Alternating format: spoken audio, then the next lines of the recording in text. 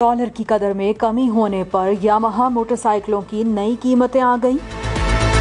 Motorcycle खरीदारों के लिए अहम खबर आ गई। डॉलर की कदर में कमी के बावजूद यामाहा कंपनी ने बाइक्स की कीमतों में 24 से 29,000 तक इजाफा कर दिया। मीडिया रिपोर्ट्स के मुताबिक YBZ 24,000 इजाफे से 3,80,500 की हो गई। YBZ DX 26,500 इजाफे के बाद 4,08,000 की हो गई। YBR 27,500 इजाफे से 4,19,000 रुपए में मिलेगी।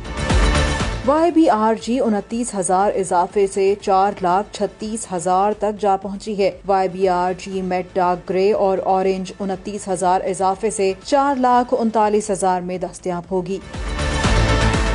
दूसरी जानिब किया कार के बाद लकी मोटर कॉर्पोरेशन लिमिटेड ने पेजूट 2008 के दोनों मॉडल्स की कीमतों में इजाफा कर दिया है। पेजूट 2008 एक्टिव की कीमत में 2,10,000 इजाफा किया गया है, जिसकी नई कीमत 70,50,000 और पेजूट 2008 एल्योर 2,20,000 के इजाफे के साथ 78 लाख रुपए की हो गई है।